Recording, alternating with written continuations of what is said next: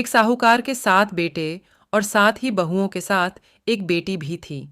साहूकार के घर रोज एक जोगी आता था, जिसे साहूकार की बहू भिक्षा देती थी। उस जोगी को जब साहूकार की बेटी भिक्षा देने आती, तो वह उससे भिक्षा नहीं लेता था और कहता कि तेरे भाग्य में सुहाग की जगह दुहाग लिखा है। लड़की को उस जोगी की यह बात बहुत बुरी लगती और एक दिन वह अपनी माँ से रोते रोते जोगी की बात बताती है। सारी बात सुनकर माँ कहती है कि कल जब जोगी आएगा तब मैं सुनती हूँ कि वह क्या कहता है और क्यों कहता है। अगले दिन फिर जोगी आता है तो साहूकारनी छिपकर बैठ जाती है और लड़की को भिक्षा देने भेजती है।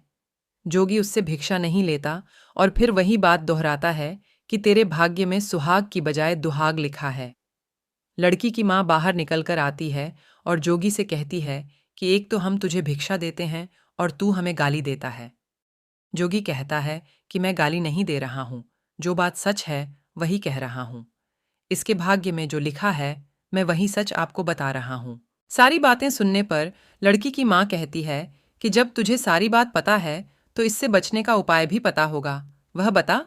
जोगी कहता है कि 7 समंदर पार एक धोबन रहती है जिसका नाम सोना है।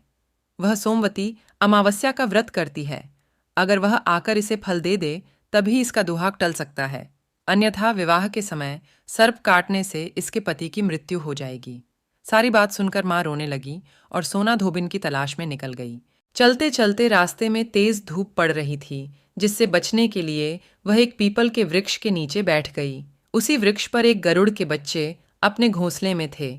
एक सांप आया और गरुड़ के बच्चों को खाने के लिए लपका, लेकिन साहूकारनी ने उस सांप को मारकर बच्चों की रक्षा की। कुछ देर बाद गरुड़नी आई और सब जगह खून देखकर साहूकारनी को चोंच से मारने लगी। साहूकारनी बोली कि एक तो मैंने तेरे बच्चों को सांप से बचाया और तू मुझे ही मार रही है।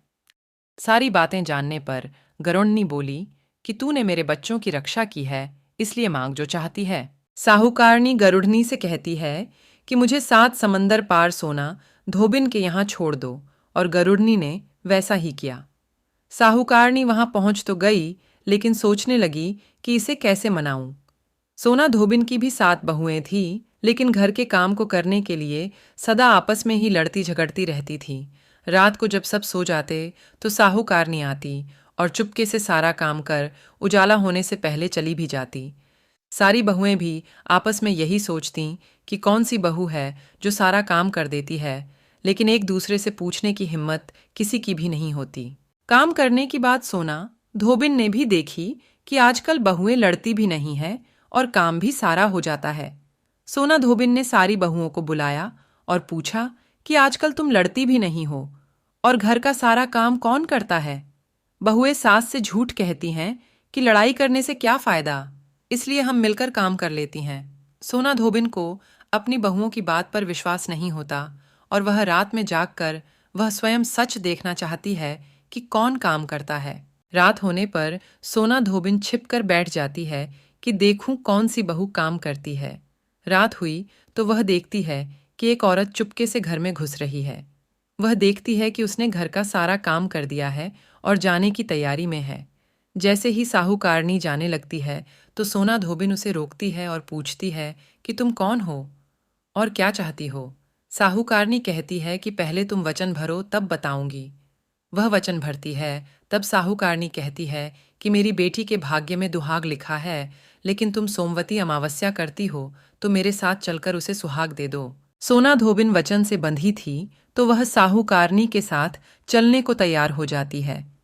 जाते हुए सोना धोबिन अपने बेटों व बहुओं से कहती है कि मैं इस औरत के साथ इसकी बेटी को सुहाग देने जा रही हूं, लेकिन अगर मेरे पीछे से तुम्हारे पिताजी मर जाएं तो उन्हें तेल के कूपे में डालकर रख देना। धोबिन साहूकारनी के घर पहुंच जाती है। साहूकारनी अपनी बेटी का विवाह करती है तो फेरों के समय सोना धोबिन कच्चा करवा, दूध तथा तार लेकर बैठ जाती है। कुछ समय बाद सांप आया और दूल्हे को डसने लगा तो सोना धोबिन ने करवा आगे कर तार से सांप को बांध दिया और सांप मर गया। अब सोना धोबिन ने लड़की को सुहाग दिया और कहा कि जितनी अमावस्याएं मैंने की हैं उन सभी का फल साहूकार की इस लड़की को मिलेगा। अब आगे जो अमावस्याएं मैं करूंगी उनका फल मेरे पति व बेटों को मिलेगा। सभी लोग सोमवती अमावस्या की जय जयकार करने लगे। सोना धोबिन अपने घर वापस जाने को तैयार हुई तो साहूकारनी ने कहा कि तुमने मेरे जमाई को जीवनदान दिया है, इसलिए तुम जो चाहो मांग लो। सोना धोबिन बोली कि मुझे कुछ नहीं चाहिए और वह चली गई। रास्ते में चलते हुए फिर से सोमवती अमावस्या आ गई।